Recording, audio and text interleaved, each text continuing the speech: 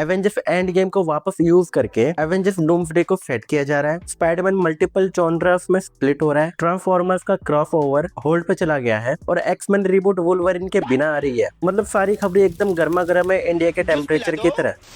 पहले जो रूफो ने ये बोला कि एवेंजर्स एंड गेम की री रिलीज में जो नए सीन्स ऐड होंगे वो directly upcoming film Avengers doomsday की स्टोरी से कनेक्टेड होंगे। उनके अकॉर्डिंग ये नए सीक्वेंस एक ब्रिज का काम करेंगे जिससे एंड गेम और डूम्सडे के बीच का नैरेटिव गैप एक यूनिक तरीके से कनेक्ट किए जा सके। मतलब ये है कि एंड गेम को सिर्फ एक कंक्लूडेड चैप्टर के रूप में नहीं बल्कि एक इवॉल्विंग स्टोरी के पार्ट के रूप में ट्रीट किया जा रहा है। जो सीन्स पहले फाइनल कट का हिस्सा नहीं था उन्हें अब यूज करके फ्यूचर स्टोरी लाइन का सेटअप क्रिएट किया जा रहा है। और आपको पता ही होगा कि एवेंजर्स एंड गेम के एंड में कोई पोस्ट क्रेडिट सीन था ही नहीं, तो इस बार उसको भी ऐड किया जाएगा। फिर स्पाइडरमैन ब्रांड न्यू डे को लेके एक नया अपडेट आया है कि मैन स्पाइडर फिल्म में अपीयर नहीं करेगा। रिपोर्ट्स का कहना है कि कुछ प्रोड्यूसर्स को कंसर्न था कि एक 8 पैरों वाला स्पाइडरमैन का मॉन्स्टर वर्जन फैमिली ऑडियंस के लिए ज्यादा डिस्टर्बिंग हो सकता है। इसका मतलब यह है कि जो हॉरर टाइप ट्रांसफॉर्मेशन या extreme mutation angle fans expect कर रहे थे वो अब फिल्म में नहीं दिखाया जाएगा। स्टूडियो क्लियरली टोन को थोड़ा कंट्रोल्ड और फैमिली फ्रेंडली बनाना चाह रहा है। इन लोगों को ये चुम्मा चाटी दिखाने में दिक्कत नहीं है, लेकिन 8 पैरों वाला स्पाइडरमैन दिखाने में है।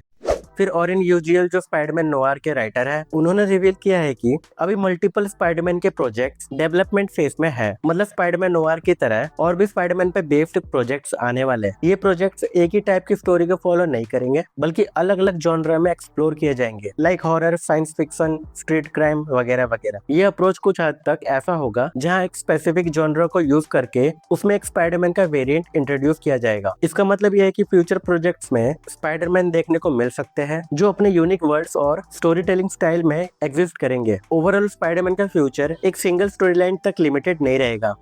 देन अपकमिंग एक्समैन रिबूट को लेकर एक मेजर अपडेट सामने आया है कि इस बार वुल्वरिन टीम का पार्ट नहीं होगा। ये डिसीजन काफी सरप्राइजिंग है क्योंकि वुल्वरिन को एक्समैन का सबसे पॉपुलर और ऑडियंस पुलिंग कैरेक्टर माना जाता है। मतलब एक्समैन मूवी बन रही है लेकिन उस कैरेक्टर के बिना जिसके नाम पे आधी ऑडियंस टिकट लेती है। लेकिन ऐसा करने का भी एक क्लियर स्ट्रेटेजी एंगल दिख रहा है। मार्वल शायद इस बार पहले बाकी एक्समैन कैरेक्टर्स को प्रॉपर्ली स्टैब्लिश करना चाहता है क्योंकि पास्ट एडेप्टेशंस में वुल्वरिन का अपीयरेंस इतना स्ट्रॉन्ग रहा है कि साइक्लॉप्स जैसे इंपॉर्टेंट कैरेक्टर्स भी सेकेंडरी कैरेक्टर लगने लगे थे। इस बार स्टूडियो शायद एक बैलेंस टीम डायनेमिक क्रिएट करना चाहता है जहां हर मेंबर को इक्वल इंपॉर्टेंस मिले। साथ ही ये भी पॉसिबल है कि वुल्वरिन को जानबूझ के डिले किया जा रहा है। मतलब कैरेक्टर एब्सेंट नहीं है बल्कि फ्यूचर के लिए होल्ड पे रखा गया है ताकि जब उसकी एंट्री हो वो एक मेजर सिनेमैटिक मोमेंट बन सके। लेकिन इस अप्रोच में एक रिस्क भी है। ऑडियंस के लिए एक्समैन का नाम ऑलमोस्ट डायरेक्टली वुल्वरिन से लिंक्ड है, इसलिए बिना उसके एक्समैन की फिल्म थोड़ी इनकम्प्लीट फील हो सकती है चाहे बाकी टीम कितनी भी स्ट्रॉन्ग हो।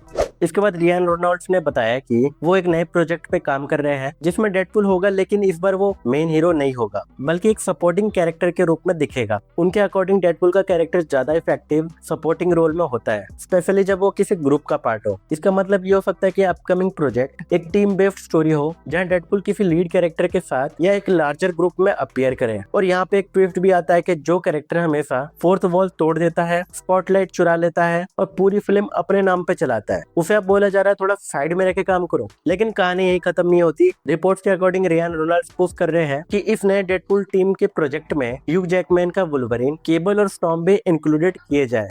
इसके बाद ट्रांसफॉर्मर फ्रेंचाइजी को लेके काफी इंटरेस्टिंग बात पता चली है कि ट्रांसफॉर्मर्स और जीआई जो का क्रॉसओवर अभी होल्ड पे चला गया है। रिपोर्ट्स के मुताबिक राइज ऑफ द बीस्ट के बाद जो डायरेक्ट क्रॉसओवर एक्सपेक्टेड था वो अब नेक्स्ट प्रोजेक्ट नहीं होगा। मतलब जो टीज दिया गया था वो अभी के लिए फ्यूचर में कभी करेंगे वाली कैटेगरी में चला गया। राइज ऑफ द बीस्ट के डायरेक्टर ने इंडिकेट किया है कि स्टूडियो पहले एक और स्टैंड अलोन ट्रांसफॉर्मर फिल्म पे फोकस करेगा। इसका सिंपल मतलब यह है कि क्रॉसओवर कैंसिल नहीं हुआ है लेकिन उसे पोलाइटली साइड में रख दिया गया है। इस डिसीजन का क्लियर रीजन ये भी लगता है कि स्टूडियो पहले फ्रेंचाइजी को एक स्टेबल और कंसिस्टेंट डायरेक्शन देना चाहता है। रिसेंट मूवी का परफॉर्मेंस मिक्स्ड था और ऐसे में सीधा क्रॉसओवर करना थोड़ा रिस्की हो सकता है। सीधी बात, जब अपनी फिल्म ही फुल कॉन्फिडेंस में नहीं है तो दूसरी फ्रेंचाइजी को इनवाइट करना थोड़ा जल्दी हो जाता है। साथ ही माइकल बे को वापस लाने की भी बात डिस्कस हो रही है। ओवरऑल क्रॉसओवर का आइडिया अभी भी अलाइव है लेकिन उसे आगे बढ़ाने से पहले स्टूडियो अपनी कोर ट्रांसफॉर्मर स्टोरी को स्ट्रॉन्ग बनाना चाहता है। फिर नेटफ्लिक्स ने ऑफिशियली कंफर्म कर दिया है कि लाइव एक्शन गंडम मूवी की शूटिंग स्टार्ट हो चुकी है, जिसमें लीड कास्ट में सिडनी स्विफ्नी और नोहा सेंटिनियो होंगे। ये project iconic anime franchise mobile suit Gundam पर बेस्ड है। गंडम का नाम सुनते ही दिमाग में जायंट रोबोट, वॉर पॉलिटिक्स और हैवी स्टोरी आ जाती है, लेकिन लाइव एक्शन में हमें क्या देखने को मिलेगा हमें नहीं पता। तो बस आज के लिए बस इतना ही था। वीडियो अगर पसंद आई तो वीडियो को एक लाइक कर देना, और मैं जा रहा हूँ कूलर में पानी भरने। बाय।